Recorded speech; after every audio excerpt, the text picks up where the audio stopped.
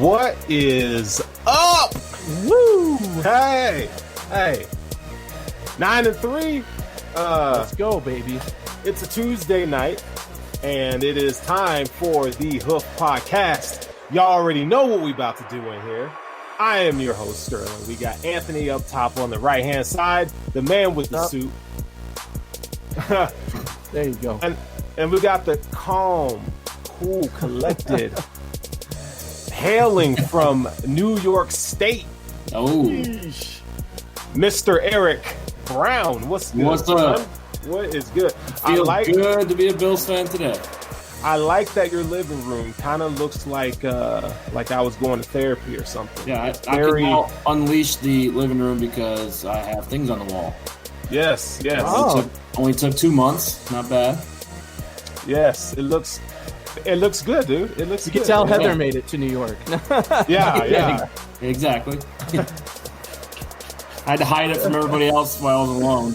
But Hey, you know, it used to be where your backdrop would just fall down just randomly, hey, right?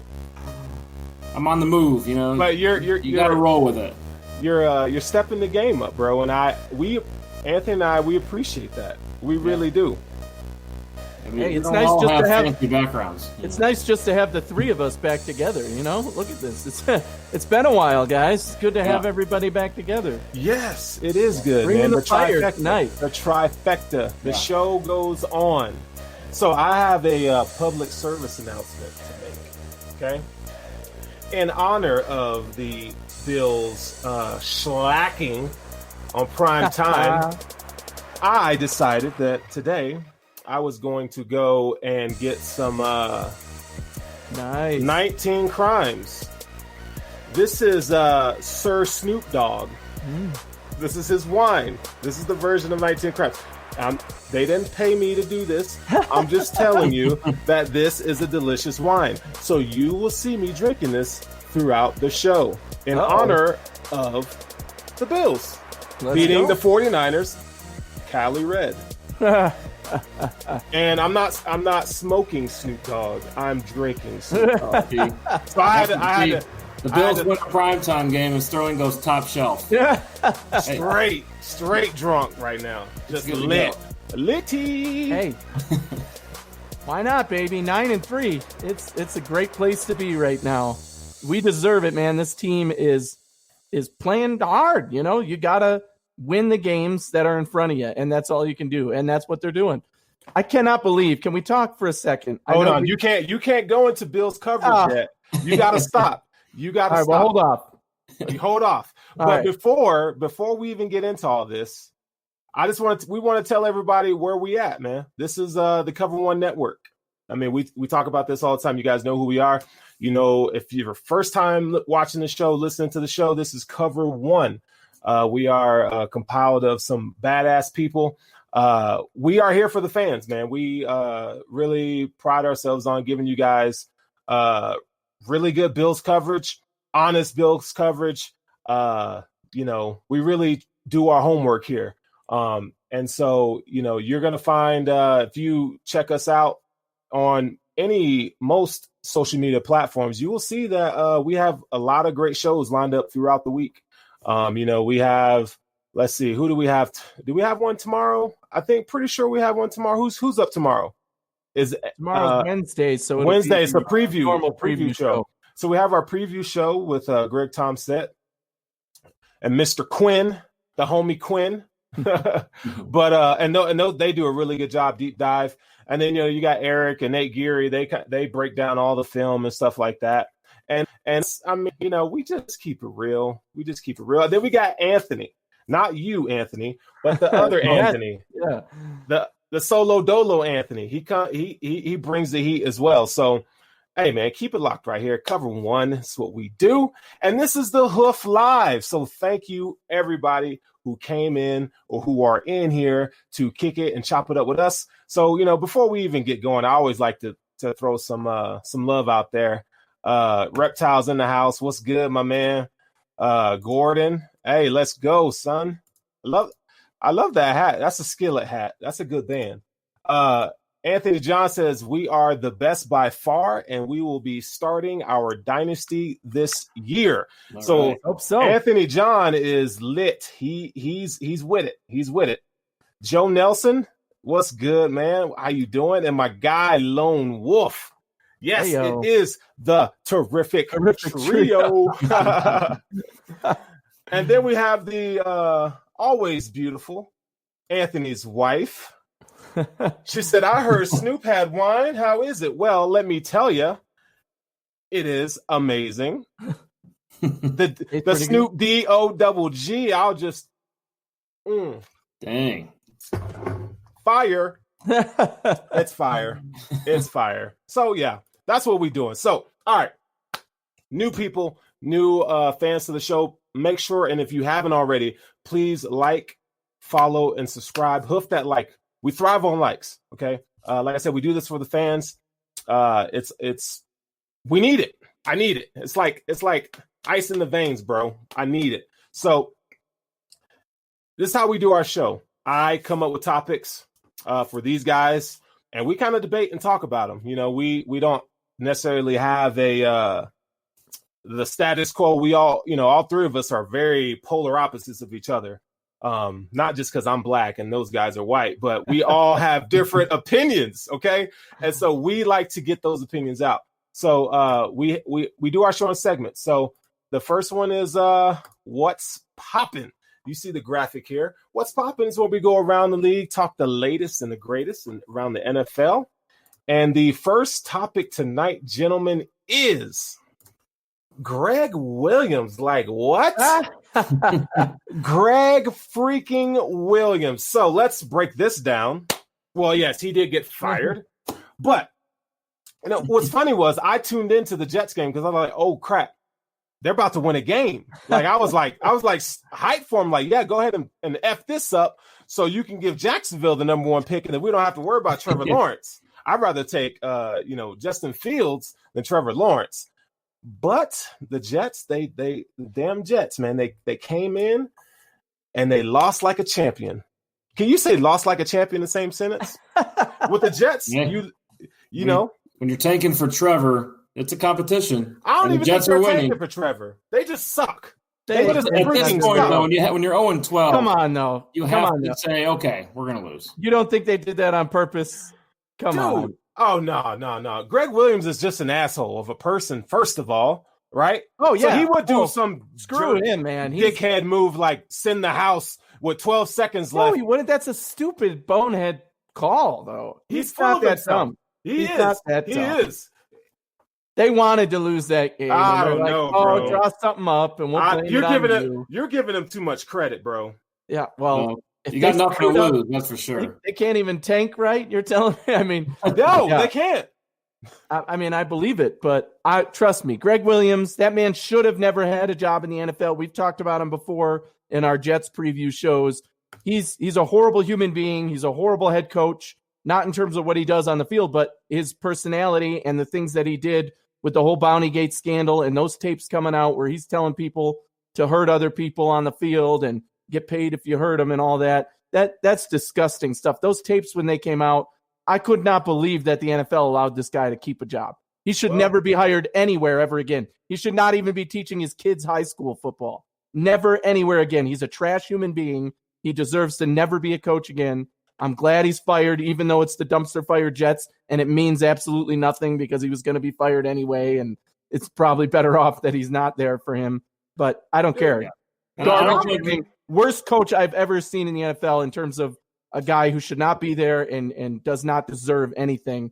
Get him the hell out of there. Good riddance. You're gone. So yeah, not a lot of people are fans of Greg Williams. I get that, but he is not the worst problem with that Jets team. It's still Adam Gase. Oh, yeah. By far. Okay, Williams lost them this game, but now he's the scapegoat and you're going to fire him? What about the other 11 games that Adam Gase lost for this team? And I don't know if you saw the press conference, but Adam Gase immediately throws Greg Williams under the bus. What kind of leader is that? He's like, I just talked to him in the hallway. Yeah, I'm with you guys. I'm with you, media. We're on the same team here. What do you do? It's still Adam Gase. He's the reason they're 0-12. It's not Greg Williams. Well, I don't think Adam Gase. I would have put money on it if they fired Adam Gase week 8. Greg Williams was the interim coach, he'd get them at least one win. Oh, probably.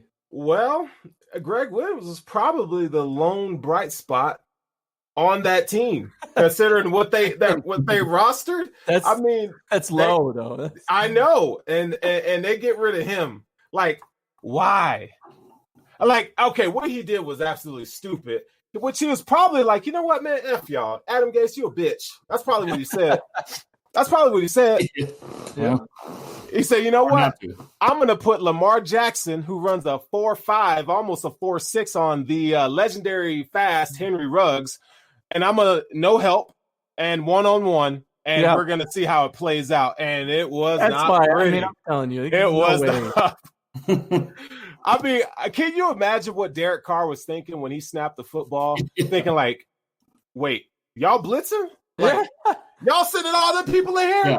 Oh, hell no. Ruggs one-on-one? Hey. With Ruggs? Yeah. Oof. He literally could have punted the ball up in the air. The fastest guy on the field. The only one you should be watching on a play like that. Oh, my God. That's why it's you can't make that up. There's no way that boneheaded. You can't. And I bet using him as a scapegoat. I know. And I bet Henry Ruggs was just laughing the whole when he's at the line, he's laughing like, dude, I'm about to roast you. I just want you to know that I'm going to score here. So, no safety help over top. I'm one of the top 3 fastest people in the league. Yeah, it's over. So, yeah, see you later. And the play before, which was funny, the play before, he had Aguilar wide open in the end zone. And he missed. He overthrew him. Yeah. Comes back, hits Ruggs, and it's like, I mean, just think if you're Sam Darnold. How do you feel? Like, that was Sam Darnold. Well, he don't even play that much as it is, but that's that fool's best game of the season. And they come out and they just ruin that guy, man. Sam Darnold you might as well chalk him up as a Rosen. They done hurt that man. That man's hurt. That whole team is a disaster. I think he'll get another chance somewhere. He will. He's too talented to not get another chance. That doesn't mean he's going to succeed. He's definitely far behind now because of where the lack of coaching he got in the Jets. But, he'll still get a shot because he's too good not to. That boy going to need some serious therapy. They're going to have to, like, really talk through, like, the beating and the damage that they put on that man, like, emotionally, physically, no support, changing coaches. I mean, it's just a complete shit show all the way around. So, jeez, man, you can't make this stuff up with the Jets. Like, you just can't, and it's funny. It's hilarious. Watching it's hilarious. I mean, I don't even know what they can do. Whoever comes in to coach this team doesn't. I mean, we thought the Bills were bad when it came to culture and everything when McDermott was hired. I mean, we weren't this bad. This is embarrassingly bad from top to bottom, inside out, everywhere and anywhere.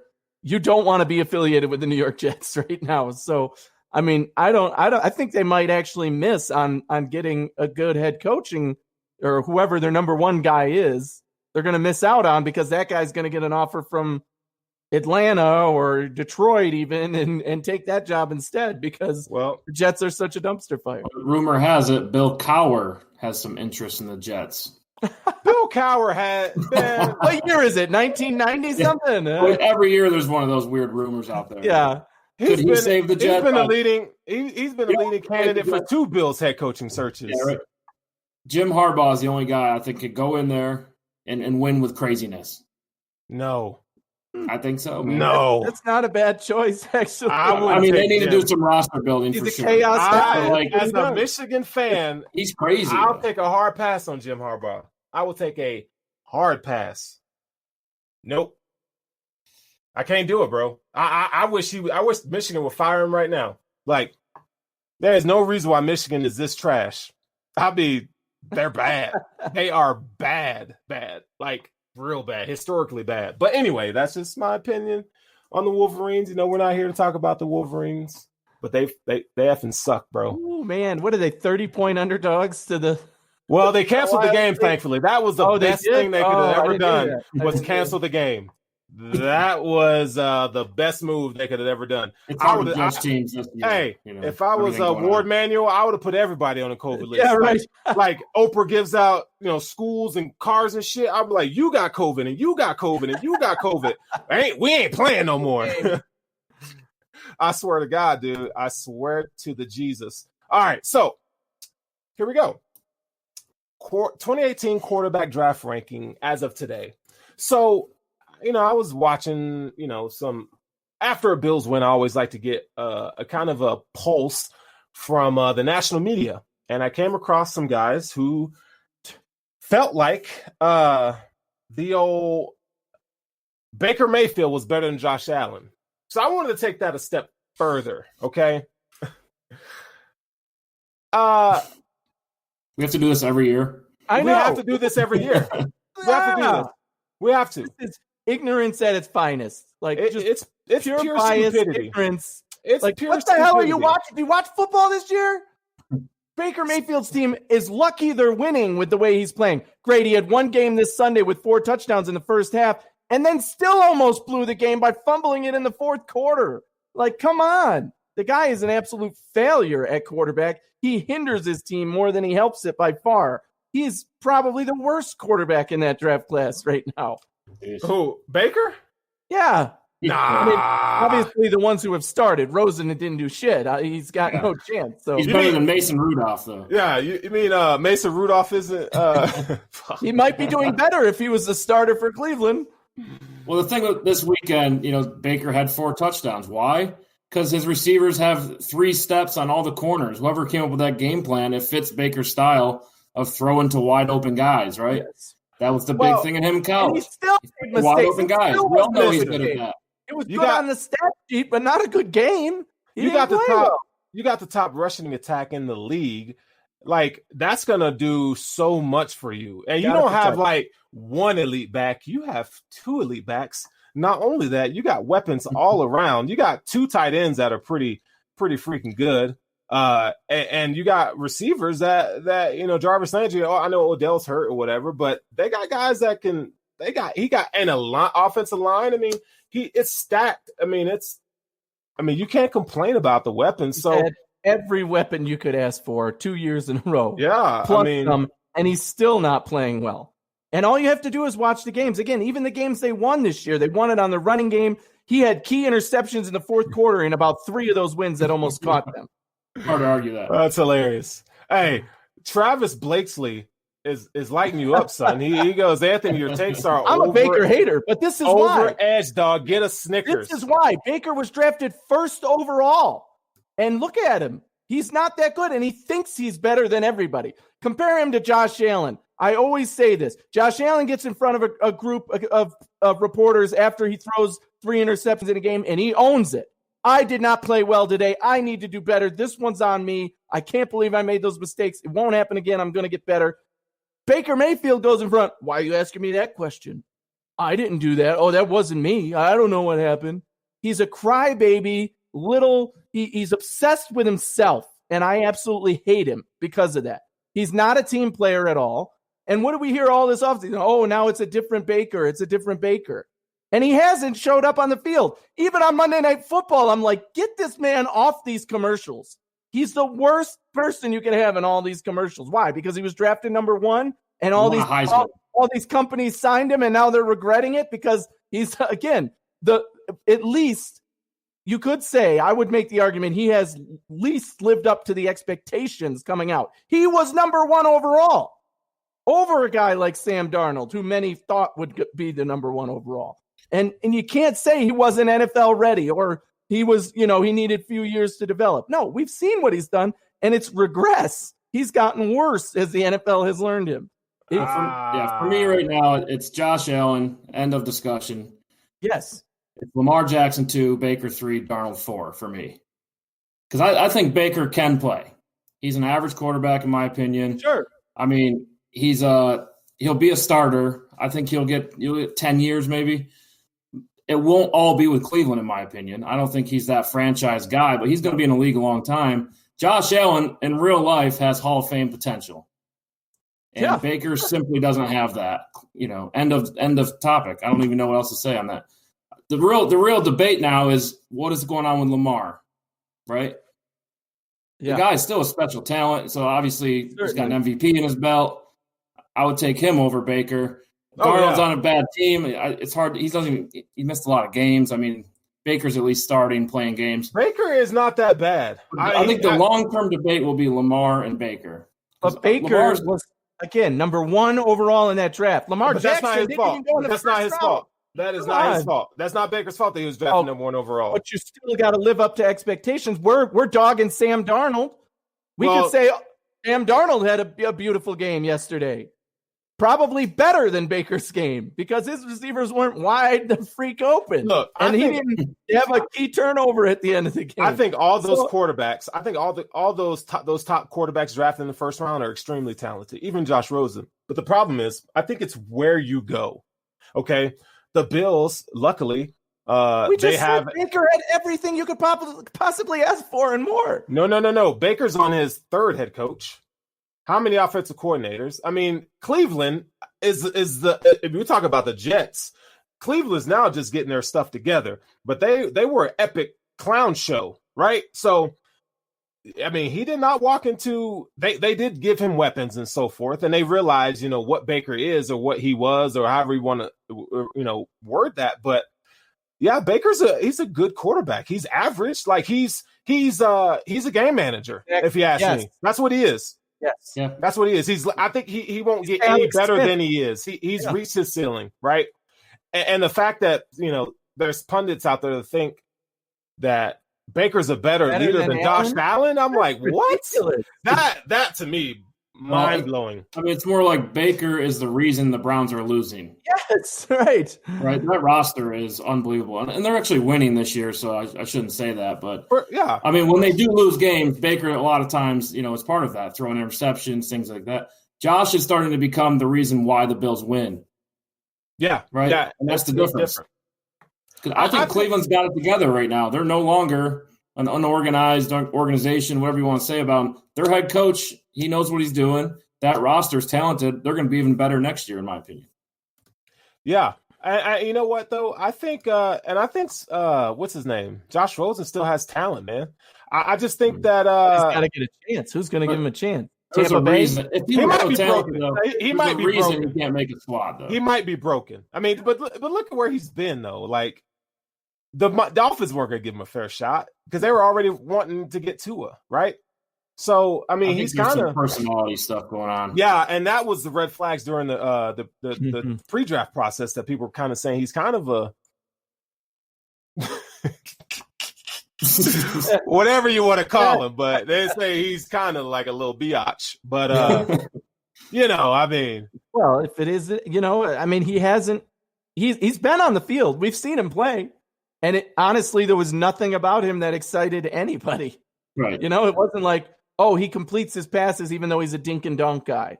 Oh, he's good at the deep ball. Oh, he's real accurate. Oh, he's a good leader. I can't say one positive thing about the guy that stands out, to be honest. And unfortunately for him, if you're good at a lot of things and not excellent at anything, you're not going to get a shot at quarterback in the NFL after you've already been on the field. Right. And let's not forget Nate Peterman's still in the league. Right, not the most talented guy, but the personality is there. McDermott always had good things to say about him. I think his teammates, they weren't too hard on him, But Josh Rosen, I mean, 3 teams in 3 years, and now you're on a practice squad. I mean, something's up there. If he was good enough and likable, I think he would at least be on a roster somewhere, but he's not. He's on a practice squad with Tampa. I think he's even when teams like the Cowboys, when their quarterbacks all went down, they didn't call him. They didn't try and bring him in. There's been opportunities out there, and nobody's bid on that. Even the Patriots in the preseason, right? Maybe they could have picked up Josh Rosen just because. Why not? Yeah, I don't know. But they didn't. I mean, McDaniels probably could do some good stuff with Josh Rosen. I mean, I don't know. But Sam Darnold, I mean. That guy, he's a super talented kid, man. I just don't know. The Jets they failed him. They just failed him. And it doesn't hurt. It doesn't help that he's been injured, and that doesn't help. But they really failed him. I mean, how long? They didn't even get an offensive line in front of the kid, and let alone weapons. I mean, I think what they do with him next is going to be key. because they have a choice now, right? You can try and get trade value and trade him, but if you trade him to another team that's in disarray versus trading him to a better situation, maybe like Dallas or, I can't think of another one off the top of my head, but a good situation that might be a winning team and really truly give him a good shot. Hey, that would be good for him. Or they could just straight out cut him, right? And that would be good for him too. Then he gets to choose where he goes and pick his situation. But yeah, I mean, they've definitely done him wrong since the day they drafted him. So, well, Josh Allen, in my opinion, is QB1 of that draft class. That's all I mean, that's really it. I mean, Lamar Jackson's number 2. You had that, but it's just because the dude worked in a farm, so I don't want to hear it. Physical ability, personality. No, you hit on that one. You hit on that one for sure. All right, let's keep it moving. Steelers lose to Washington. I was afraid of this wide one. Receivers had 7 drops, not 1, not 2, but 7 drops. That's a lot of drops in a game. That is a ton of drops. So I don't know if they were looking forward to the Bills game on Sunday night. But I've been telling y'all all season that Washington defense is nothing to be played with. That defensive line, that front 7 is just straight and nasty. I mean, they got some guys on there, and so they showed who they were. I was hoping that Pittsburgh would pull it out, but they didn't. Now the Bills are going to have to knock them off even with their 1 loss or whatever, but still. I think it changes the narrative for the Bills, right? It was, if they won, we were going to be facing the undefeated team and we'd probably be their first loss, which would have been great. The fact that they lost this game means they got punched in the mouth. They're going to be ready when they play the Bills. But now the Bills have a chance to jump them in the seeding. Should we beat them and they lose another game, we would have the direct, head-to-head tiebreaker with 3 losses, and bam, we're the number 2 seed. Which does have an advantage going into the playoffs, because that means if Kansas City's the 1 seed, you only play Kansas City in the AFC Championship game if you both make it there. And that is the ideal situation to be in. And that's great for the Bills. But you gotta play the games that are in front of you first. Pittsburgh's going to be ready for us on Sunday now because they just got punched in the mouth and they didn't like it. But I tell you what, watching that game, watching some of the highlights, Pittsburgh did not impress me, and they have not over the last 3 weeks. We've been saying on the show that, Pittsburgh, they're undefeated. Nobody knows how, because they're just managing to win these games that they shouldn't win, or that they give up make a lot of mistakes in. You just put up the stat, 7 drop passes. You can't do that against the Buffalo Bills. You're going to get crushed. Yeah, and Roethlisberger throwing near 50 times. I mean, they have no running game, so it's gonna be a good. I'm telling you, the Bills favor in this matchup a lot. And I'm just talking about. I'm not even talking about schematically. I'm just talking about based on just matchup roster. The Bills. I mean, and it's in Orchard Park, so it's going to be. I think the Bills are going to handle them, and it's going to be surprising. I think the Bills are going to win by at least 10 points. But I just wanted to throw that out there because we're going to talk about the Steelers later in the show, toward the end of the show, kind of get our thoughts and feelings on this Sunday's game. But so now moving forward here, though, here we go. So the Inside Slant, guys, you already know this is where we talk about all of our Bills content. So let's get it here going. We go. You censored me before, but now I want to start it out here. All right. You got a thought real quick? Go ahead. Yeah, because I was shocked going into this game. As viewers of the show know, I'm a gambler. I like to do my 5 for 5 segment. 4-1 this weekend, by the way. Let's go. But the Buffalo Bills went from a 2.5 point underdog in this game, which already I was all over. I was betting that with my life. 2.5 points? They don't think the Bills are going to win by more than a field goal? I'm putting money on this. To then being underdogs by 2.5 points by the start of the game. And I was just livid because in my head, I'm like, how are they disrespecting our 8-3 Buffalo Bills against the last place team with a losing record? How are we the underdog in this game? Is Vegas crazy? What? There's no justification whatsoever to say that San Francisco should have been the favorite in this game over the Buffalo Bills. None whatsoever. And luckily for me, I won money on that because I put bets down every time they changed it up until game time when I was betting the money line at plus 210, because that was just totally ridiculous. And thank you, Vegas, for the extra payout. It's not a ridiculous thought, if you ask me. It absolutely was. It was disrespectful. Do you know how lines work and things? I think it was ridiculous. There's a betting side. There's a betting side, and then when who's on the field? That's what matters the most.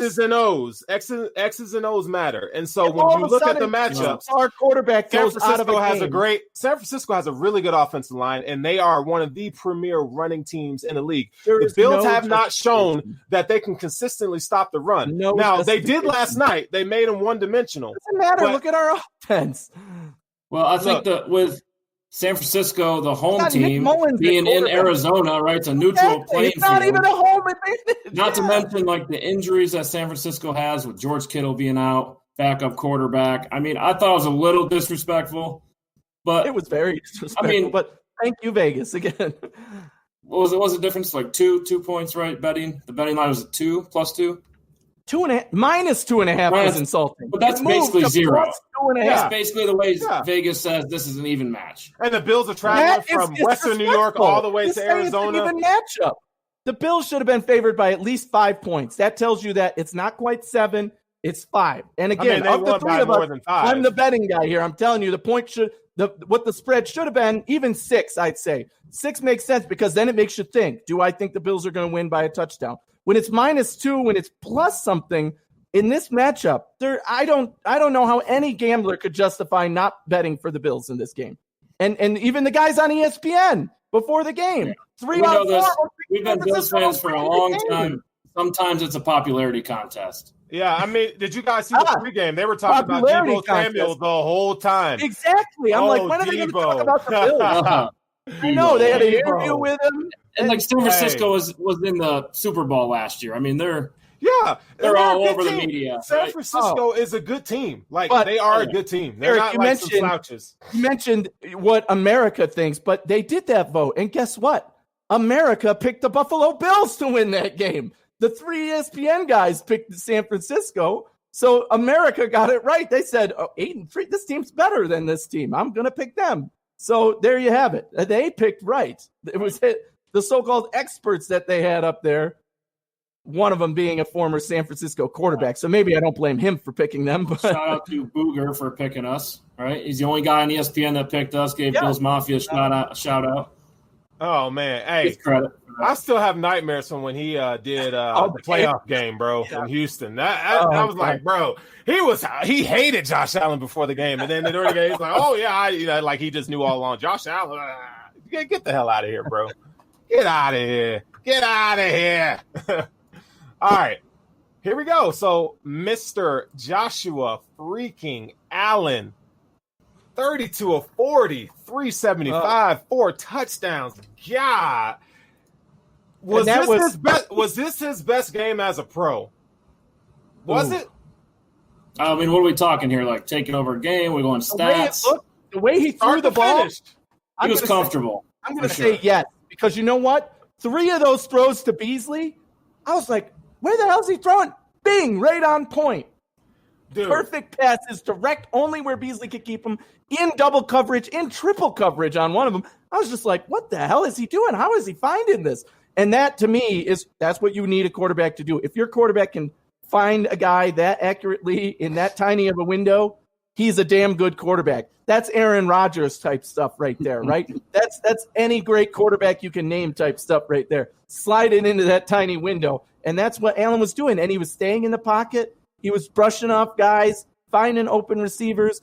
Let's not forget, he took the fourth quarter off because we were up by so much. We weren't throwing the ball anymore. We were just running out the clock, and then third down, 8 yards. Okay, first down.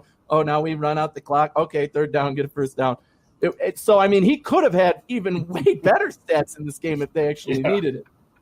Hey, well, you should have called the doctor like 4 weeks ago. But... What you got, Eric? Come on. Get it to me. Look, guys, what did I text you in the first quarter of this game when there was, adversity, right? They got stopped on the 1, had a fumble on the other end. That was crazy, by the way. Crazy series of events there. But we have a franchise quarterback, and they don't. That was the text I sent you guys, and it showed up. Yeah, right? We don't have to worry as much now because our quarterback can take over football games, and the team follows him. Yeah. And that's the most comfortable I think I've seen Josh Allen, this far in his NFL career. We're not used to that as Bills fans. I don't like talking about this every week because it's like this is probably like the 10th time I've said that's his best game as a pro. Dude, you got to talk about it because here's the deal: the national narrative is still that this guy is not a franchise quarterback. He has to prove himself constantly. So it's a topic of conversation. 0 chances at an interception, other than the one that after the penalty that he knew, but 0 throws that could have been intercepted. There was one that bounced off a receiver, but that didn't get intercepted. But no throws that were like, oh my God, why are you throwing that, right? And he usually has a couple of those a game that even we're like, oh my God, don't do that, right? But this game he had 0 like that. No passes that were like, what are you doing? He threw the ball away a couple times, and then even on ESPN, they're like, oh yeah, he's inaccurate or something. I'm like, dude, he threw the ball away. He wanted to do that. He wasn't inaccurate. No, you can't find much anymore. But Josh Allen now Mr. Top 5, I think we can say. Top 5 in yards, top 5 in completion percentage with more than 50 attempts. He's 8th in passing touchdowns right now. If you add his 6 rushing touchdowns, he's now top 5 in touchdowns total. I mean, Mr. Top 5. Anthony called this last year at the end of the season. Let me tell you what impressed me most about Josh Allen yesterday is, one, the way he manipulated the pocket. Not just his ability to escape, but when he wanted to throw the ball, he reset. He set his feet and he let it rip. And his mechanics were fantastic during that game. Number 2, what he does pre-snap, and we've talked about this somewhat a little bit, but I really do think Josh Allen is probably one of the top quarterbacks in the NFL in terms of brains. Absolutely. And what he does pre-snap to get these guys in the right play. I mean, the way he diagnoses defenses is part of the and I went back and watched a little bit of what the 49ers were saying about Josh Allen, and even Richard Sherman was like, that dude's good, man. Like, he's good. Because he called that, right? He thinks I'm going to go inside. So, run this route, hitch him that way. And that was the wide open touchdown. Was that Gabe Davis' touchdown? Yeah. Unbelievable. That was all Josh Allen calling that play at the line. I was watching the game with Kathy, and she's asking me, like, what's he saying? All that stuff at the line. What's he doing in the play? I'm like, he is making the adjustments. He's telling them, this guy's coming at me, so you go this way. And a lot of people don't notice that or see that. But those are like when we're watching, I challenge you guys at home, like, listen to how he changes the plays at the line of scrimmage, and it's a beautiful thing to see. And lastly, the ability to throw guys open. We all saw the Gabriel Davis pass where he threw it over Fred Warner, and that was a dime. Yeah. Like, Fred Warner is probably he's top 3 linebacker in the league. And he's an athletic freak. I mean, that ball was perfectly placed. Yes. And that's not the only dime that Josh Allen dropped. That's what I mean. In terms of pretty passes, this definitely was his best game. Yeah, I mean it was. If you just showed me the ball in the air and where it went, I would say that's Aaron Rodgers or that's, one of these elite accuracy type guys, because he was swinging it, man. It was awesome. Yeah. So Josh Allen, man, we're going to continue to give him love, dude, because he deserves it. He's in any other year. Who was it? Was it ESPN or somebody did a great comparison that I saw to Cam Newton's MVP season? He's already passed most of Cam Newton's stats from Cam Newton's MVP season. And they're saying like, oh yeah, this is the comparison people want to make. But Josh Allen is better than that. He's already there and he's got 4 games left and he's playing at the top of his game. In any other season, he'd be MVP, hands down. But you got guys like Mahomes and Rodgers, maybe. Those guys are blowing the roof off the place. Yeah, right now. I just want to see him continue to get better. Yeah. The thing that one of the improvements that we've seen this thus far is that he's been able to adjust to zone coverages. And San Francisco played a lot of zone last night. And shout out to Brian Dable for calling a really good game, man. He called a really good game. But Josh Allen dismantled zone coverage. So now okay, here we go. So if Pittsburgh, if you guys want to play man coverage, they're going to hit you with a bunch of drag routes and crossing routes and rub routes, right? And then if you go zone, they're probably going to dice you up that way too. Now they do have Minkah Fitzpatrick, right? And their defense is good, but I don't think they're that good in the back seven. They lost Bud Dupree. I mean, I'm not going to break down the Steelers right now, but I'm just saying that as a defensive coordinator, you're going to have to really scheme up ways to confuse Josh Allen or to get him seeing something that he's really not seeing.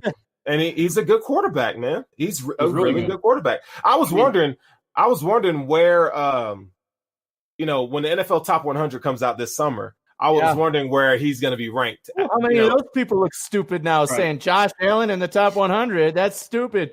The players know what they're doing when it comes to that, apparently, at least when it comes to Josh Allen.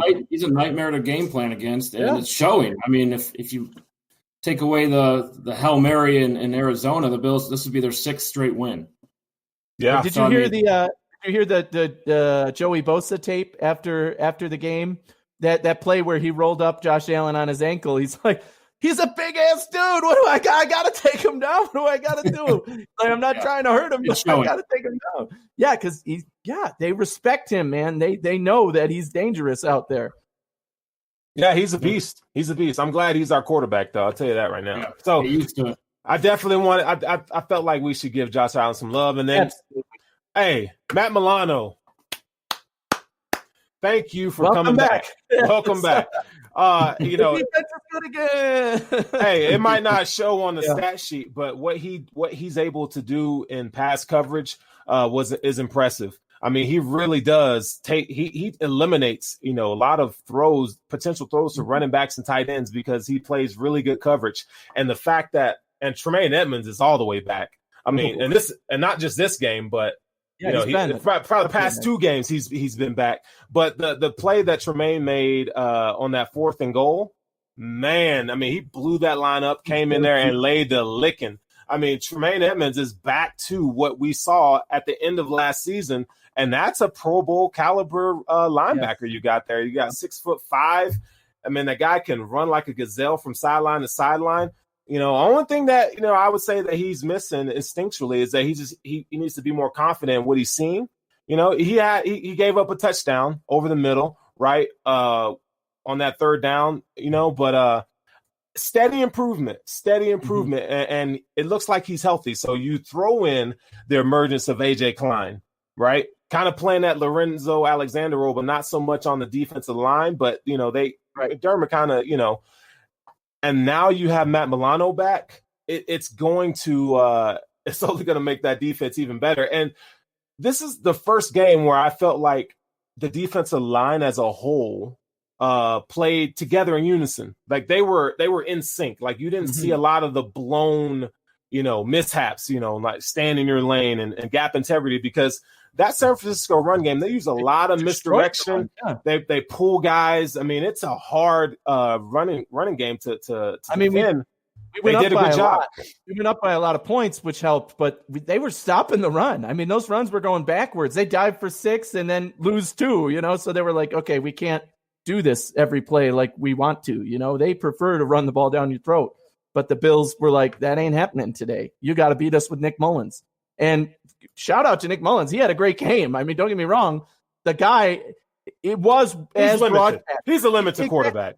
He did very well when guys were in his face, right? That's how we scouted him. We said he gets the ball out quick. If you blitz him, he gets it out. That's exactly what happened. I think on 2 plays where he was blitzed, he threw the ball and it was like a 20-yard play or something because he found an open guy who got extra yardage after the catch. But, shout out to him. He had a good game. At the end of the game there, the one thing that irked me about this game was the defense just said, okay, we're up by a lot of points. We don't have to play anymore. And I don't like that attitude. 3 drives in a row at the end of the game. 1, they got lucky. Lucky meaning Trey White made an amazing freaking play to get an interception. That was awesome. But it was in the end zone. They drove 80 yards and fucking needed to depend on an interception to not give up points. Listen, the ball's never going to be perfect. The next 2 drives never be perfect. Touchdowns. The next 2 drives were like 2-minute drives. I'm like, at least take time off the clock. Like, don't just give up. I'm gonna have to disagree with you on this one because this Bills defense is bend, don't break. So you're gonna get yards on this Bills team. They were dominantly shut out. You make adjustments. Like San Francisco makes adjustments. Like and based on the way the game is flowing, you kind of change it up. Like you don't want to show all your packages. At that point, they're not running. They kind of went with a vanilla, Nick Mullins isn't gonna. Well, you played a really physical game. Like, you're tired. Yeah. They're exhausted. They played a great football game, and it's not fair to criticize them on the last 3 drives. I thought McDermott should have called a timeout on one of them when you could clearly see the guy at the defensive ends were gassed getting back to the line. They're like, they got a physical game. Early on, they were hitting hard. You know? Yeah, dude. Call a timeout and give your guys a minute here. Yeah. Like, one thing we didn't mention though is Levi Wallace is back. I thought he was in position a lot. I thought he had some nice plays. Look, he's never been perfect either, but I think he knows the system. The original secondary, right? The top 3 in the league the last 2 years included Levi Wallace, so I think there is some familiarity there. Look, I think that helps the defense as well. Yeah, Levi, and then people are banging on Levi Wallace, and we all know he's not physically gifted. No. He's not. That's not his thing. But he gets picked on, right? He does get picked on a lot. But here's the deal, though. People have to understand. If you got Trey on one side, you got to throw it somewhere. Yeah, you got to throw it Trey's way. I think maybe once the whole game, and that was the interception. So I mean, when you're going, that means guys like Klein and guys like Levi are going to get a lot of balls thrown their direction, and they did. Yeah. And they gave up a few, which he wasn't getting burned. You know, he was in position. You know, and I'm happy. I'm good with that. Like, even he was in position, and he even got his head around. So yeah. And we've seen him struggle against bigger physical receivers, which, Brandon Ayuk, I think, caught one on him. There's even Deebo Samuel. Those guys are great physical, speedy guys. They can beat you. So Levi, he is what we know he is. He's not a stellar cornerback. He's going to have a shutout game every once in a while, which is great. But then he's going to get beat a little bit. As long as he isn't garbage. I mean, we were lucky we saw flashes from Dane Jackson. That's a lot of talk I've heard already from this game is, we need to put in Dane Jackson. And I'm like, okay, maybe to spell Levi every once in a while, but you're not all of a sudden going to make him the starter until Levi's done. Levi's done a decent job for this team. And especially for what he is, that he's your number 2 cornerback. He's not, look at the guy behind him, Josh Norman, can't even get on the field. He's not even playing any snaps. They're paying him $6 million. So yeah, you don't want Josh Norman on the field. No, I mean, he's liability. Maybe for run blocking. Nah, I bet that guy. Yeah. But Hoof or Buns? So this is who's Buns? Who wants to go for Buns right now? Who you got for Buns? Explain what Hoof and Buns is again. Hoof is like most valuable player. We're obviously already talked about Josh Allen. Least valuable player. I'll take the Hoof. I've got to give the shout out to my guy, Cole Beasley. I love Cole Beasley. He had a hell of a game. We already talked about how he made these catches that were unbelievable. That toe tap on the sideline on 3rd down, that was a great catch. He had a couple of them over the middle. He had a touchdown in this game, a huge 3rd down catches. Allen, it was his most, I think it was Beasley's highest yardage game. And 130 yards. Too. I mean, it was just incredible. The way those two connect, it's like a psychic connection now between them. Allen just throws the ball and Beasley's there, or Beasley's right there and Allen just throws it to him and it's right to him and he catches it. And that's the type of connection you need on a team. A wide receiver and a quarterback on that level. Beasley gets my Hoof for this game because he was lights out. When he scored the touchdown, Kathy's famous quote here, who's she? She's tiny. Because he's rocking the long blonde hair. And then he got rocked to sleep by John. That was dope. That was dope. I loved it. Eric, what you got? I have 2, since we already talked about Josh Allen. We talked about a lot of the high performers. How about Trey White? Anyone? Absolutely, yeah. I mean, he didn't get targeted all that much. Still comes up and makes a huge play for the team when they need it most in the red zone. I mean, the guy just comes through week in, week out. He does solidarity in the secondary, and he doesn't get enough credit, in my opinion. The other one I want to mention is Daryl Johnson. Oh, yeah. I mean, he plays like 5% of the snap. He comes in. You've seen the plays on special teams, right? And then he comes in and makes a huge play and tackles for like a 9-yard loss on a run play, at defensive end. So, I mean, maybe not MVP caliber, but like when you're only getting 5% of the snaps, I'm not sure what his actual percentage is, but I know in the past it has been like 5%, only a few plays, and he makes the most of it. That matters. Okay. Butler had that goal line, one of the goal line stands. He busted through and leveled the guy they handed the ball to. About time he made a damn play. Yeah. About time, bro. I mean, it was in the time. garbage time possession, so I don't know if they just threw him out there to, say, hey, do something. But still, it was an awesome play. It was great. But, that's on the goal line. Are we going to Butler? Are you going Hoof? Well, I'm going to go Hoof first, and then I'll go Hoof, and then I'll go Buns. So Hoof, I'm going to say Sean McDermott. The game plan, the getting this team ready to play, going back to where the Hail Murray was. I mean, the game plan that McDermott called, or him and Leslie Frazier worked on, was incredible. They've really bottled up. I mean, they got Raheem Mostert back. He only had 40 yards rushing. They really bottled this team up and made them one-dimensional. And it kind of reminds me of a very Belichickian, if you will, where they take away the thing you do best and force you to be efficient in other areas. And they did that. So they limited the run game. I mean, this team is a damn good running team. And they got Ayuk back, they got Debo back, and they got Raheem Mostert back. So the hoopla was, oh, yeah, and all our guys are back, and they're going to win, right? That's they're going to win. Brian Daboll too, right? I mean, he could get this was his first head coaching interview to the nation, and he did a damn good job. So pretty much, Robert Saleh has that. Hey, Robert Saleh is probably the top, and he crushed coaching candidate. And Daboll got it right there. Their defense could not stop our offense. We owned them. We could have scored 3 more times if we wanted to, but in the fourth quarter, again, they just ran out the clock, as they probably should have. I'm not saying they should have pounded the ball down their throats as much as I wanted them to, but they did the right thing. But again, that was the matchup coming into this was, the head coaching defensive coordinator candidate and the head coaching offensive coordinator candidate, and Daboll owned him. So Daboll was his job interview to the open spots, and he did. They did a damn good job. So Buns, who was Buns? I think we all agree on one of them, right? Yeah, Zach Moss, the fumble.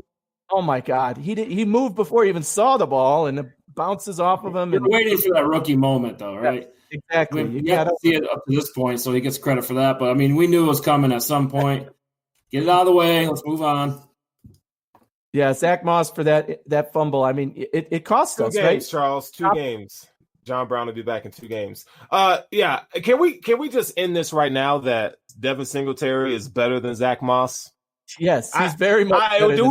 We have enough evidence and tape to prove Singletary's better, and the Bills think that Singletary's better, and it's not because Singletary has 1 more year of experience. No. Singletary's better. I mean, don't get me wrong. I think they're 2 different players, but he has a lot of talent. I'm not writing him off. He's still. I'm not writing him off, but there was a lot of commotion. Prior to the season, saying Zach Moss is going to be better. It's a key drive. I want to see Singletary and not Moss. No more of this 50-50 nonsense. You could trade off every once in a while, but should be more like 70-30, not 50-50, because Singletary is the better back. So, I would go 60-40. They do believe, they believe in a 2-back system, right? Yeah. But I was a little scared. I thought both of them were injured in that first quarter. I was like, damn, like I know. I texted you guys and I said, just give the ball to Isaiah McKenzie. Just let him be the running back. Sterling's like, hell no. Just run Josh every time. Exactly. Don't even run the ball anymore. Look, I got another one for Buns. How about Ed Oliver? Oh, he had a pretty good. I get it. He gets picked on. Nah, I can't get with you on that, bro. No, okay. I mean, was that close to a sack, and it ended up being an incomplete. I feel like though when the teams are heavy up front and they want to run the ball, Ed Oliver gets pushed around. I think they're picking on him. His impact goes far beyond the statistics. I mean, yes. It sounds like a Star Latulele take, but the way he pushes the pocket and he pressures, he pressures quarterbacks. I mean, Ed Oliver is a force, and a lot of times he's double teamed. I mean, he's not. And remember, he's playing out of. We're not blitzing a lot in this game, and that was the game plan coming in. But because of that, Ed Oliver is facing pretty much double coverage every time. And he's going. That San Francisco line is good. I get it. What Nick Mullins does is get the ball out. So he saw Oliver coming, and he got the ball out. So, go with it, bro. You have to take a step further and see how many pressures he had. But top 10 pick, you want to see some kind of stat line, right? Yeah, you definitely want to see more splash. We need to go another layer. I think he needs a Star Latulele kind of type player and right next to him. I think that will help him be a better, Vernon Butler, he's just not that he's not that explosive or the guy that can hold up two people. That's just not him, right? So the Bills need a someone to just plug the gap, big body, strong, can hem up two blockers, and you'll see Ed Oliver take off. They signed me up, man. Everyone has a price, Oh, damn. Ed Oliver is terrible. Yeah. What's it take for you to say the Bills suck? A lot. You're never going to pay me to say that. I got more years of saying the Bills suck than I do saying they're good. Yeah, I mean, Ed Oliver is not playing. He is not in his. He's playing out of position this year due to circumstances. He's missing star. I think being the number one guy, but top 10 pick, the expectations are higher, and I think that's kind of where I'm at, just looking at it shallowly. But again, expectations are high. The defensive line as a whole, they played as a unit. They played as a unit, and that's probably, I would say, in the Seattle game and in this game, those two games really stood out to me where they played together as a solid unit, and I think that's going to bode well for the defensive line moving forward. They're starting to gel, and Epenesa's showing some flashes in late too. Trent Murphy inactive again. Epenesa's the guy now, and I predicted that in the preseason too. I said they're going to work Epenesa, and he's a rookie. You just hate Trent Murphy. You wanted to cut Trent Murphy week 1. Yeah, they should have. Week 0 was not ready. I don't think he was inactive the first 3 or 4 weeks. I wanted to cut Trent Murphy and bring in a veteran who was cheaper. Any veteran from the street can do what he did, probably better, because now he's completely inactive. You're paying him $8 million, wasted on the cap that you could have had next year for nothing. Literally nothing. 0. He's on the bench. He's not even playing. Can't even be active for the game. That's garbage.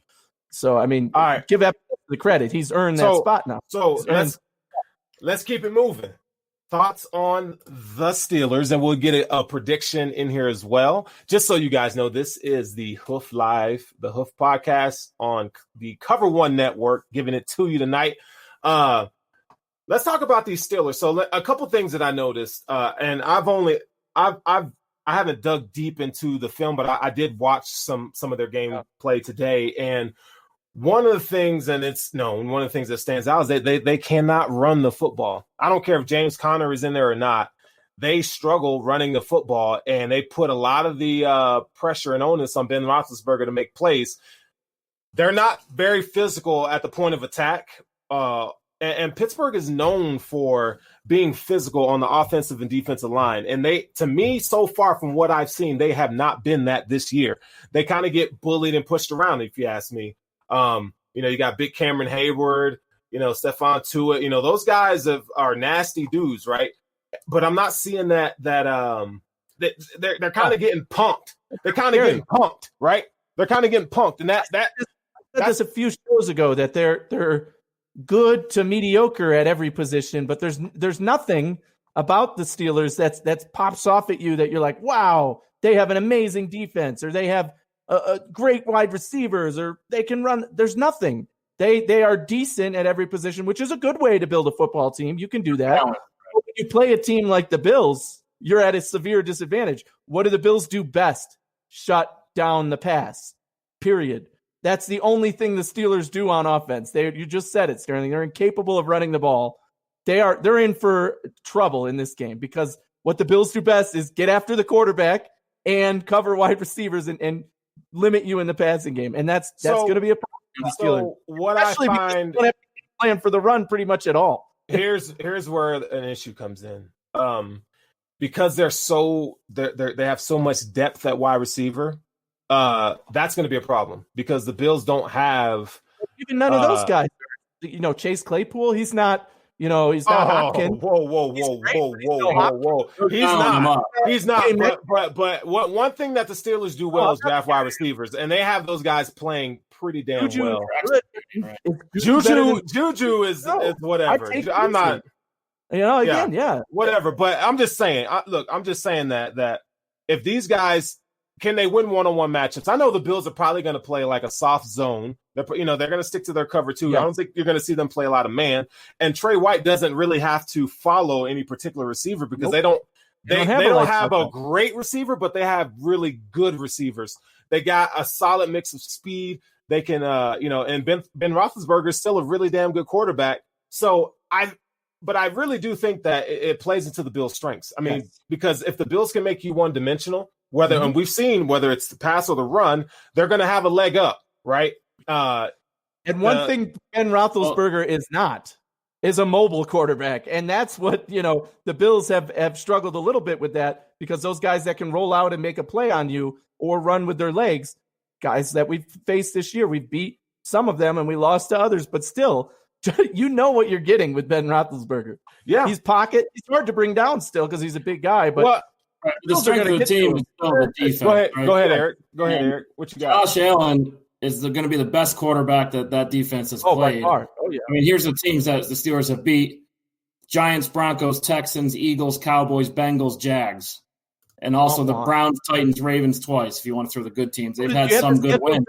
Who do they have left? I don't have the schedule. I just listed the quarterbacks basically. Who do they have left? Does anybody? We got to look that up, because I'm wondering if the Bills win this game, like I mentioned earlier, they have a shot to become the number 2 seed in the AFC. But we would need the Steelers to lose another game, obviously, because if we beat them, they'd have their second loss. We already have 3. We need to win out. But if the Steelers lose 3, it only takes 1 more, and the Bills are the 2 seed. So I don't know what their schedule looks like. The Bills can clinch the division if the Bills would have to beat Pittsburgh, and then the Chiefs would have to beat the Dolphins, and the Bills would have to beat the Broncos the following week. And if they do that, the Bills clinch the division. Okay, so the division will be wrapped up at that point. And I really do think the Chiefs will beat the Dolphins, and I think the Bills will beat Pittsburgh. Now, the Broncos game, that one is going to be. I'm not saying the Bills are going to lose, but the Broncos are going to play you tough. They're going to play a hard game. Here's the Steelers' remaining schedule. It's Buffalo, then they're at Cincinnati week 15, the Colts at home in Pittsburgh, and then at Cleveland week 17. Okay, so those are 2 tough games. They could lose one of those. Yeah, I'll take it. Sure. Especially Cleveland. Yeah, they're both playing well. I mean, they could beat them. Not to mention, the Steelers' turnover ratio is plus 11. So what is that? Is that the quarterbacks they face? Is it luck? Is it they haven't played anybody. They haven't played anybody. I mean, you just listed it, right? You brought up the damning evidence that they haven't played very good teams. I mean, they've won the games they should win. That's all. Look at this. So you know how when people, after the game last night, I'm looking at the In the Hunt graphic on ESPN, and they're showing all the playoff teams in the AFC East. I mean, in the AFC, and the Bills play. I mean, in the hunt, the Patriots are still in the hunt, and they're coming along. The Bills play them twice. They play the Dolphins twice. They play the Chiefs. They play the Steelers. They play the Titans. I mean, the Bills are. If you talk about a team that's primed to make a run in the playoffs, it's the Buffalo Bills. And I'm thankful that the Bills did not beat the Chiefs when they played earlier in the season, because typically when a team beats you in the regular season, all the pressure is on Kansas City, and we're not even talking about them just winning the Super Bowl. All the pressure, everybody knows that Kansas City is the best team in the NFL. So if the Bills can get to the AFC Championship game against these Kansas City Chiefs, I think the Bills win. The Bills will beat the Chiefs in the AFC Championship game. You can mark my words. If the Bills make it that far and play the Chiefs, the Bills will win that game. I'm telling you right now. I'm telling you right now. The Super Bowl in a pandemic year. The irony is I picked the Bills to beat the Steelers in the AFC Championship game in my preseason picks. That could still happen too, but right now I think it's a better chance of being Kansas City in the Bills. Okay, so the Bills got to get a home playoff game and win that first. Then we'll talk. You got to get there and you got to win it. That's true. And I know. And back one to at a time. Yeah, I mean, for sure. But I mean, everything now is you're looking forward and it's speculatory, and we don't know what it's like to be a winning team. Like all the feels that these perennial powerhouses have, they're like whatever. But us, it's like all new to us. So the thought of a home playoff game in Orchard Park, even if there's no freaking fans, is just amazing. Like, dude, I'm 37. And the Bills have sucked my entire life. Outside of when I was a kid, they were really good. But there's a whole middle gap in there when, oh boy, we were the laughing stock of the league, and we sucked. We were never good enough, or never bad enough for a first overall pick. We're always in the 8 wins, right? I think I remember Anthony saying one time on a show, I will sell everything I own to go to a Bill Super Bowl. Yes, you did. And that is 100% true. Because I said it. If the Bills are in the Super Bowl, I will sell whatever it takes. So maybe the pandemic year save your finances. And now I can't even go. Yeah, I don't know if your wife agree with that. Who knows? Hey, if they do make it to the Super Bowl, though, I would have to be in the same city as them. Like, I would have to be down there. Like, and there's no COVID restrictions in Florida. Yeah, exactly. That's right. You could go. Oh, God. COVID doesn't exist in Florida. You might die, but you'll go to the flights are cheap. You die happy. Die happy. Way to die at the Super Bowl, bro. All right, so back to the Steelers. So let's get a prediction. Eric, I'll start with you. What do you think? I want the score, and I want a bold prediction on this game. Bold prediction. Yeah, give me a score and then a bold prediction. I'll go 23-20. Tyler Bass wins it for us in the last second. Okay. And that's not my bold prediction. Oh, that's not your bold prediction. That's just my score. 23-20. You did bring a rookie in there, and I know you hate rookies. Yeah. Well, I know we're trying to get that box checked. Tyler Bass needs to get a game winner, and that's it for him. But anyway, bold prediction. I think Josh Allen comes in and he has a similar game that he did on Monday night. Nice. I think he comes in there, gets comfortable. He's going to put the work in, and I don't think this defense is going to be ready for a high-flying offense like the Bills are right now. Mm-hmm. The Bills are hitting their peak at the right time, and that is right now. But you only have a score in 23 points? I mean, but it's going to be a physical game. But this game was a physical game. Yeah, I think. See, here's my bold maybe not a lot of scoring. My bold prediction is the Bills' defense is going to shut down the Steelers. Completely. They need their offense is restricted to the passing game. The Bills are going to shut down the passing game, and the Steelers are going to have no offense. I think they score 9 points in this game. They get 3 field goals, and that's it. 0 touchdowns for that Steelers offense. Ooh, that's bold. 0 touchdowns for that Steelers offense. Bold. The Bills are going to go on a scoring spree and score 31 points. So the final score is going to be 31-9 in a blowout in Orchard Park because the defense is built this way. The defense is built to defend this way. You know they're not running the ball, and if they are, they're not going to do much with it. So you defend the pass. You get in the quarterback's face. You tell Roethlisberger he's getting old. You hit him a few times. You make him throw bad passes and get interceptions. Man, he had a few bad ones against Washington that I was like, man, I hope he does that versus Buffalo because our guys won't miss those, although they did miss a couple in this past game. But still, I think there's going to be at least 3 turnovers by the Steelers offense. They're limited to 9 total points on offense. The Bills go on a scoring spree as they have, doing their thing, 31-9. Whoa, that's. I mean, I would not expect anything less from you, Anthony, on that prediction. I'm gonna go. I haven't been doing that. I don't know what you're talking about. I'm gonna go for this almost not accurate. I'm gonna go 31-20. My bold prediction of the game, I'm going to say the Bills defense or special teams gets a touchdown in this game. Hey-oh, I'd love that. We haven't done that in literally years. That is bold. It's bound to happen eventually. I thought we were going to have one. I thought Micah Hyde was going to get to the end zone, but he didn't. But Andre Roberts is bound to break one eventually. He almost did. He almost did in this game. I told Kathy, they got him by the shoestrings. He would have been gone. But yeah. Can we start the campaign to extend Andre Roberts now? I think it's safe to say, can we give this man a deal that we can keep him as our punt and kick returner? We don't want to go back to Ray McLeod days, right? Exactly. You don't even think of it. You know he's going to get yardage. You know he's going to catch the ball. You know you're not going to be at a disadvantage. For other guys, we were holding our breath that they wouldn't fumble. Just don't fumble. Can somebody check the weather for what are they saying the weather's going to be in Western New York on Sunday night? Can somebody check that? Because I would want to know if it's a bad weather game, man. I really do want it to be no precipitation. Right now it says only good gas, rain, and snow. No, 40. The high is 47. The low is 32. So there won't be snow. But it says humidity 71%, Precipitation only 40%. So okay, we're good. So that's the off and on. It's not like the Chiefs game where it's just rain and rain and rain. That's a summer day in Buffalo. 47. I mean, it's obviously early. We don't know if that's going to stick. But hey, and just so y'all know, Devin Singletary is coming for them Steelers. I'm telling y'all right now. Singletary's gonna have himself a game. Watch. I'm telling you now. I'm telling you now. Oh, look, Lone Wolf just said it. Look, as I was saying that. Yeah. Singletary's gonna have a game. I think he's gonna have a good game this coming week. So, bro, dude, Sunday night football. Look, we have another Sunday where we ain't got shit to do. Another Sunday, bro. All day. Yeah.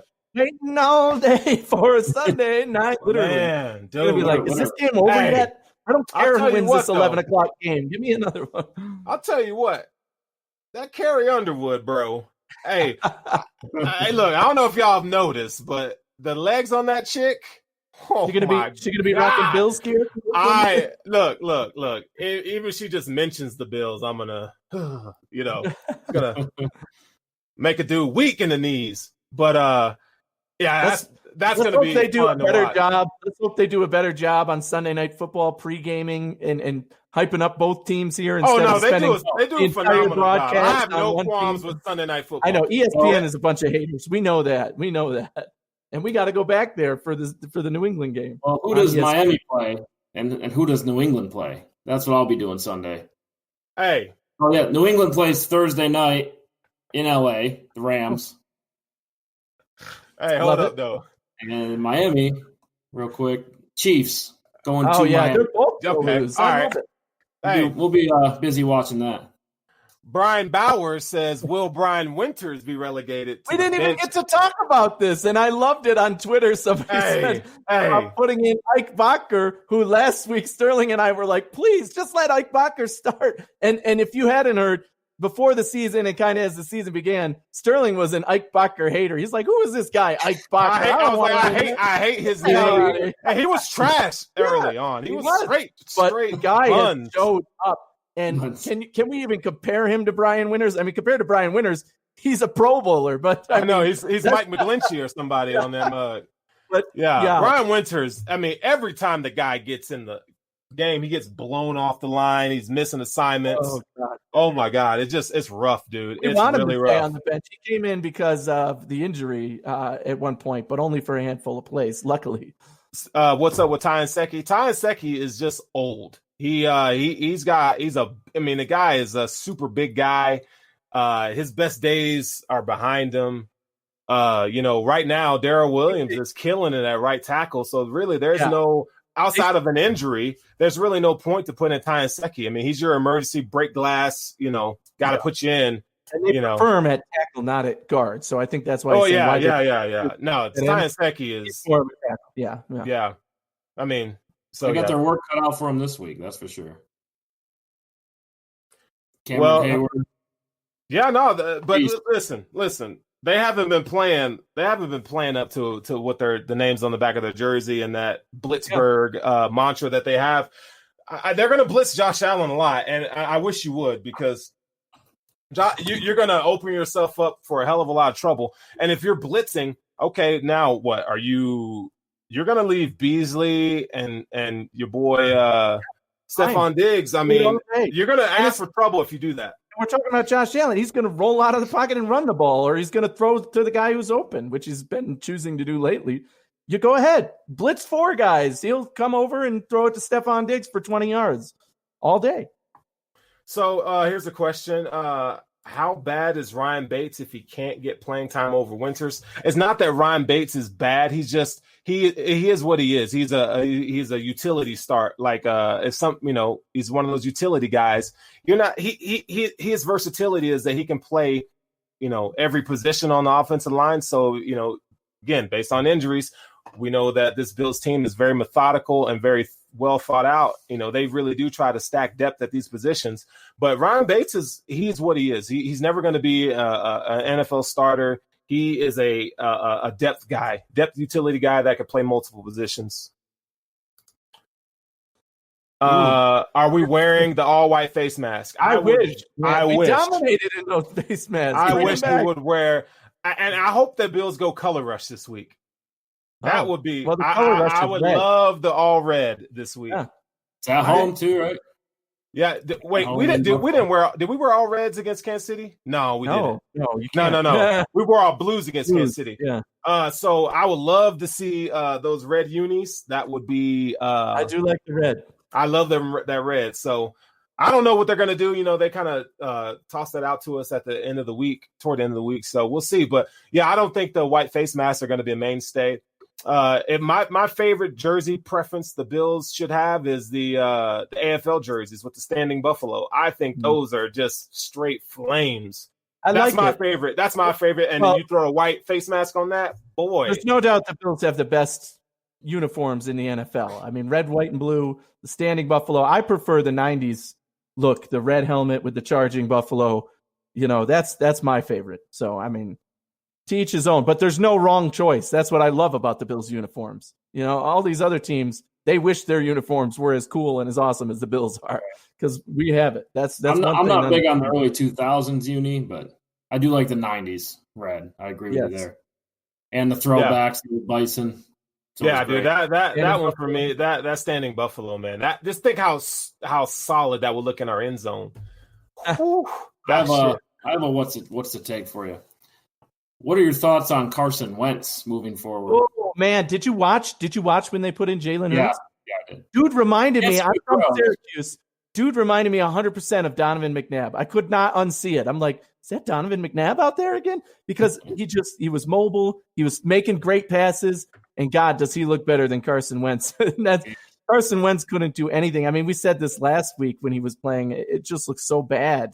And I don't know what's wrong with him, if it's injury, if it's something mentally, but the guy looks like he cannot play quarterback anymore. What happened to Carson Wentz? It's crazy. All from grace. Wow. Yeah. Oh, man. They gave him a contract and he stopped playing. Yeah. You hate to see it, man. You hate to see it. Like, people knock on Carson Wentz because of his leadership ability or lack thereof. I mean, that's something that people have been saying, you know, in circles for the past 2-3 years. And now the fact that, you know, he's not really playing to the level that they anticipated him playing, I don't think it's all Carson's fault. I mean, I think a lot of injuries and so forth. And, you know, when they took Frank Reich, that was what killed it. That's when it went south because coaching connection, the scheme that they had. Now I don't know how you guys feel about all that, but you know, those guys are like super Christians. Like, so the chemistry that those two had they were inseparable. Yeah. And you know, you hate to see a talent like Carson because he still has a lot of talent, but it's just not working. It's not working. The message is not coming across, and so it's time to cut bait. But they can't. They're handcuffed with this guy because. Now you're moving forward with Hurts the rest of the year anyway. Why not? You can't go back to Wentz at that point. No, it's a wrap, dude. It's done. He played great when he was out there. Yeah, How about Wentz to the Colts? That'd be a good fit. Maybe. How about Wentz to the Bills as a backup? Says Travis Blakesley. I'll take that in a heartbeat. Hell, Travis, Travis, you could play backup for the Bills right now. An easy job, unless they call a bad play again when you're in for one. Hey, Matt Barkley's cute, but hey, dog, I ain't trying to have him as my backup. No. We did have a question you put up earlier. It's going to be 2 more games. You'll see John Brown back. And the idea. He missed the Chargers game. He missed this game. He will now miss the Pittsburgh game. He's been on IR for 3. He could potentially come back then for the Broncos game, but we don't know what. I don't think he will come back for the Broncos game. I think you'll see him for the Patriots game for sure. That's when I think he'll be back. Is the Patriots game. Because I mean, you gotta keep in mind that McDermott and those guys, they like to nurse these injuries. So even though he may be eligible to come back, right? They don't need John Brown. They do need him, but they're playing well. They need John Brown. They don't want to put him out there at 70. Right. Yeah. So if I can have a healthy John Brown ready to go for the playoffs, give me that. If you got to sit him out to the playoffs, by all means do so. I just want him healthy. So there's no need to rush him. Rested, right? Yeah, there's no need that to rush. division now. Yep. So, let's see. Was there anything else before we take off here? I think that's good. So, that's a wrap, folks. This is the Hoof Live show. Hour and 20 minutes, man. We're giving it to you guys. And thank you so much for those of you who decided to hang out with us tonight. You know, we got a big game coming on Sunday night. Before we even get to the game, man, please continue to support us. Like, follow, and subscribe to Hoof. Also, do the same for Cover One. We are on all social media platforms. Subscribe to those and tell your friends. You know, if you know someone that's looking for different Bills content, that's not mainstream media. We're your guys, man. You know, listen to us on the way to work or on the way home from work, or if the wife is giving you the business, you can always put us on, man. And hopefully we'll make you guys feel a little bit better. But needless to say, hey, stay strong. 2020 sucks. Let's get to 2021, and the Bills can make it to the AFC Championship game. That would be dope. Let's go. We can do it. All right, let's more Steelers talk on Friday. Check out our podcast on Friday. Yes. Get you ready for the Steelers going into the weekend. Absolutely. So we'll have some more in-depth analysis on our Friday podcast. So stay tuned for that. But also, you know, we got some things lined up with our network this week. So we got the pregame show tomorrow. Then Anthony comes in on Thursday. So yeah, it's going to be jam-packed locked. So keep it moving.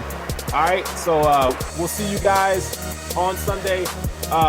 Be sure to interact with us on Twitter. You see our handles here. Those of you who listen to the podcast, at Thor Sterling, at Anthony Romeo NY, and at Eric or E Brown Hoof. And that's all we got tonight, folks. We out of here. Go Bills. Peace.